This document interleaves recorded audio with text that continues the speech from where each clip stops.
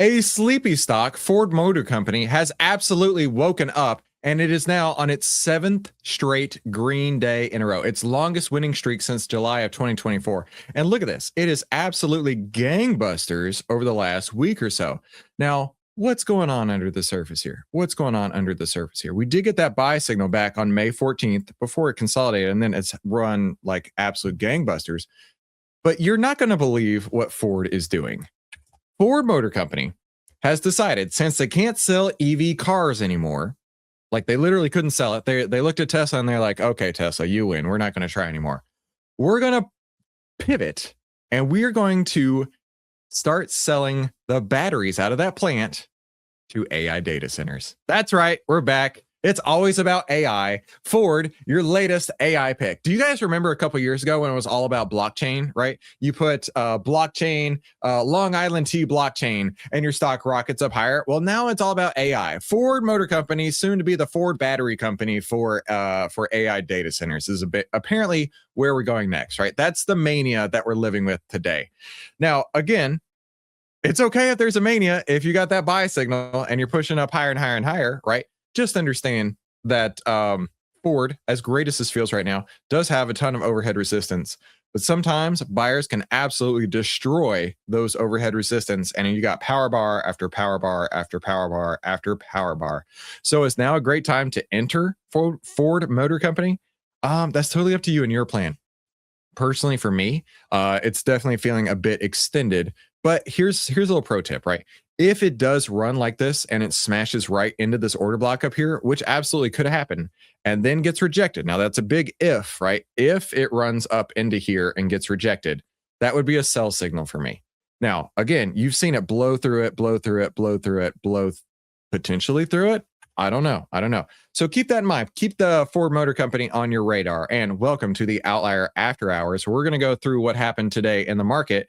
And the market ended up at a brand new all-time high today. This is great news. This is everything we could ever want, right? There's absolutely nothing dangerous under the surface. There's certainly not any way that the market has reached this unbelievable level of complacency. And we really should just get used to the fact that stocks just go up on a daily basis, right? I don't know. To me, this feels a little bit nerve-wracking for it to be running up like this. And in fact, there was a great change. There was a great change recently in market breadth. If you look at market breadth, it had been going down and down and down. And in fact, looking at this market breadth inside of Outlier, you'll see we had way less uptrends or way more downtrends.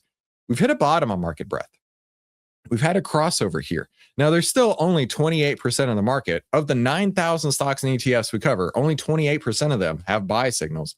But it is a bullish cross right here, and we are seeing more uptrends and downtrends. So while the market had been getting very narrow, and the fact that the market is market cap weighted, these guys were the real drivers over the last month. Let's pull this to the 1 month. Right? These guys, the big names, were the real drivers of the market. It was a very narrow market. Now it's becoming a much more broad market, which is actually what you want to be seeing. You want to see more participation across the board. So what's really interesting about this is it's almost like it rotated under the surface while we were watching, while we were concentrating on the fact that we had a very narrow market that was driving up higher. Underneath the surface, we were getting more stocks that were actually starting to turn around and work for us. But this is what I'm nervous of. My sarcasm is coming back to roost right now, because I'm really nervous of the fact that we could be looking at a situation where we're getting into the market cycle up here, where it's optimism, belief, thrill, euphoria. There's no possible way that things can turn around. And then what happens? It turns around hard and fast and works against you. Okay. So I need you to understand that I feel like we're very much in the euphoria stage, Now, where am I also basing that on? Is inside of Outlier on the S&P 500. We still have that buy signal, and it's pushing up higher and higher and higher on the S&P. But the fear and greed on the S&P itself is actually going down. And I wouldn't be surprised, because that's the way the algorithms work, is that when the fear and greed changes directions, that we could see a sell signal very near in the future. But one thing that I'm also noticing, there's absolutely a divergence here, because as the market price went higher, as the greed went higher on the asset itself, as I said a minute ago, under the surface, there were fewer and fewer names that were holding it up. And we saw the fear and greed on average go down on the S&P 500, on the stocks that make up the S&P 500. It's taking this chart, which shows how greedy and how fearful everybody inside the S&P 500 is, and marks it over time. And it was getting super greedy. It was getting super expensive. And this is bottomed now. So the average fear and greed score is actually going up in the 500 stocks that make up the S&P 500. I just find that discrepancy really, really interesting. What does that mean just yet? We'll have to find out, right? Same thing's happening on the Qs. The buy signal is still in place on the Qs, and it's been running up higher and higher. But the fear and greed has peaked on the NASDAQ and is pushing down, whereas the fear and greed average of everybody in the NASDAQ has bottomed and is starting to pull up ever so slightly. So let's take a look at the VIX. This also gives me lots of concern. I have so many concerns right now. The VIX is getting to the point where it's going to leave the base case level and get into the ultra complacent level. We're at 15.66. Anything below 15 should be considered very complacent. Now, what happened the last time we hit this area? Not good stuff. Not good stuff at all. In fact, once it hit this level with a low of 1338 on December 24th, Christmas Eve, what happened after that? Volatility surged. Volatility surged. And in fact, if we go to the market and we look at December 24th, which is right here, December 24th, it went sideways for a minute and then it fell, and it fell hard and fast. It fell, the market fell 10% in the span of 47 days. Am I saying that that's going to happen again? No, I'm not. I don't make predictions, but I do see a lot of similarities lining up. And if we did fall 10%, where would that put us? Roughly to where the whole Iran shift happened, right? We've basically gone up 10%, and we could see a 10% down move just that fast if the complacency continues to be out in the market. And I'm telling you, as a professional investor, I'm anxious as could be. But like I say, there is some good stuff going on, like the RSP. This is the equal weighted S&P 500, and it's actually pushing up higher, meaning that there's more stocks helping push up the equal weighted S&P 500 versus when you compare the RSP, which is on top, to the SPY. I mean, they both peaked right around mid-February, and RSP didn't get that brand new high until just a couple days ago, where the SPY had run like crazy. But now RSP is starting to pull in, and that's actually a good thing. That's actually a good thing. Let's next go to the put-call ratio. We're still in this bullish sentiment to aggressive buying level, right? And of course we would be, because the market never goes down. The complacency in the marketplace is really, really making me nervous. There's a lot of broken things under the surface, but breadth is improving. And if we take a look at the breadth, we just talked about that in OVTLYR, we do see breadth improving. We broke this downtrend here on the MMFI. Now, MMFI measures the percent of stocks above their own 50-day moving average. It got right under 50 for a moment, under 50%. Now, that means stocks basically trending up higher over the last 50 days. And it is now starting to push back up roughly around 60%. So it's almost to that broad participation level. And then stocks under their or over their 200-day moving average, similar situation. It broke the downward trend line and is starting to push up. Again, what I'm excited about is we have breadth. This is great. The breadth is going to help to push the market up higher. What I'm not excited about is we have complacency. And those two are at odds. Those two are at odds. Let's go next to the new highs versus new lows. So new highs also broke out of its trend line right here, and we can see breadth is improving. And same thing with new lows that actually had been getting worse and worse and worse, but now it is still in the bullish for stocks area. So good things are happening. Good things are happening. I'm just really anxious overall. Let's look at the rates right now. Now, one of the things that's helping push the market up is that rates are starting to come back down. So the bond market's actually pulling up stocks. If you think about it this way, this is the inflation gauge. This is a 2-year yield, and it's been pushing up higher, but it has started to drift back down a little bit. In fact, let's change this trend line right here. Why not? I don't trade on trend lines, so I don't care if I move them around, but there are definitely lots of people who love to trade on a trend line. Let's just see if this holds, right? If this can continue and push down, it's actually a great sign, because that gives that takes pressure off of stocks. And we can see right here, just for a moment, the 210 spread started to push in the wrong direction, because if this goes negative, that's at 46 basis points. So we got a long way to go. If that goes negative, an inversion happens. That could be a recession on the horizon. But overall, the fact that rates have been coming down is bullish for stocks. Next, let's go to the dollar index. The dollar index is really fighting with this level of 99.35.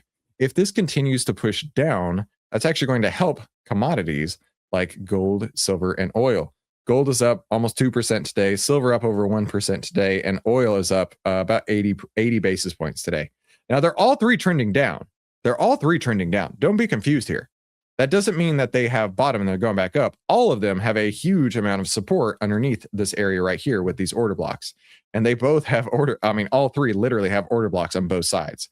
So I wouldn't be surprised at all to see these commodities, these metals, drift sideways for a minute.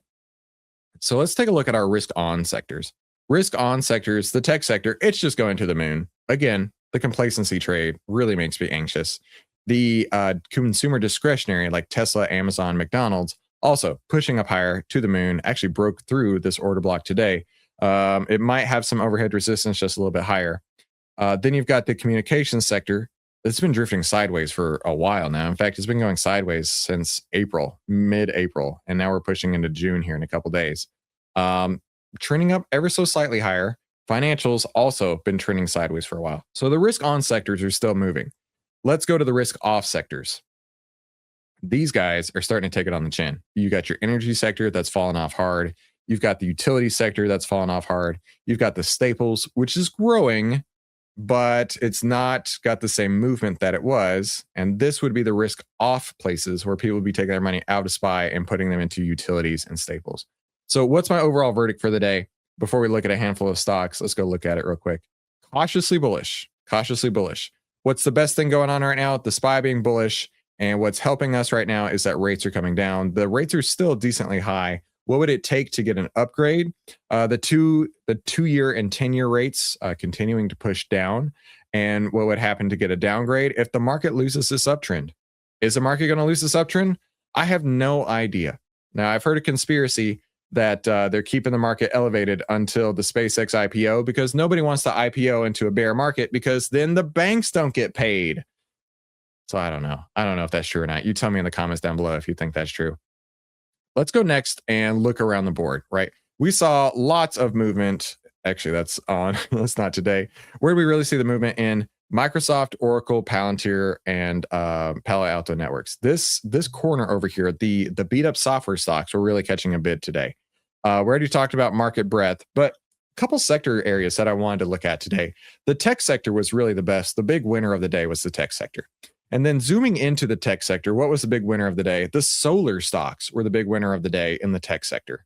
And then dropping into those, these are some of the names that I want you to keep on your radar. In fact, we're going to take a look at those right now. CSIQ, Canadian Solar. Right now, it's still sitting on a buy signal, although it is getting a little bit stronger. The tech sector, because this falls into the tech sector, is getting more greedy. It's got a bullish breadth crossover right here.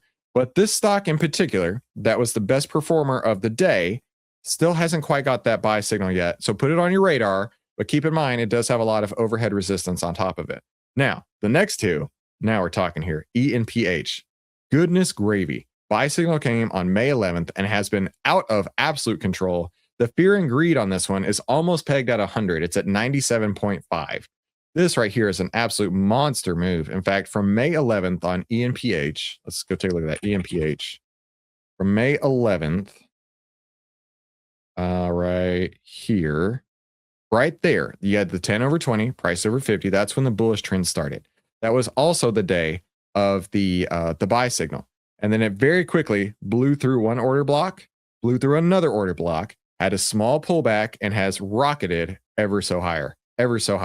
And that was the second best performer of the day. Actually, no, it wasn't. Second best performer of the week. Nope, still wasn't. What is this sorted by?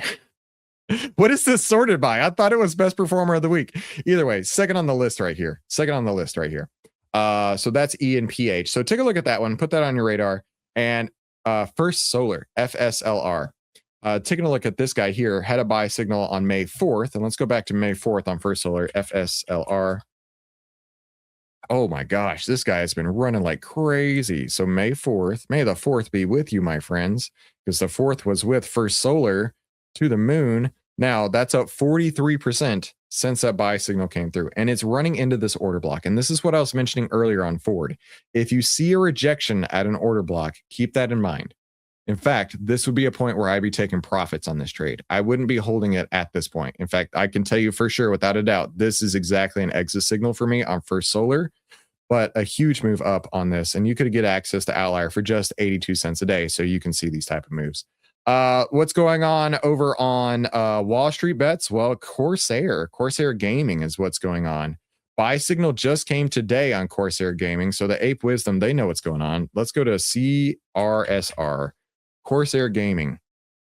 Okay, again, a lot of overhead resistance on Corsair Gaming, but this dude has been on a rocket ship. It was up 25 or 20. Hang on, let me remove this here. It went up 21% yesterday. It went up another 21% today. This stock is on fire, on absolute fire. And what also is on fire is the sell button for all these people who have been ready to get out as fast as they possibly could at break even. So I would be interested in Corsair above 1250, above 1260. Now, I know you're probably thinking, what, you want to buy as it's going up?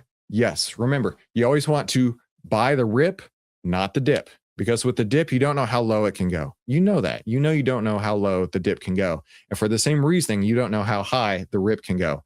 Corsair is a perfect example of you don't know how high the rip can go. And then Snow, hey, that got a buy signal just a couple days ago, and that one is up bigly. Snow. Yeah, look at that big move. In fact, we made a video about Snow, and I want you to click it. So be sure you subscribe and click this video so you can learn more about this huge move that just happened with Snow. And we'll talk soon.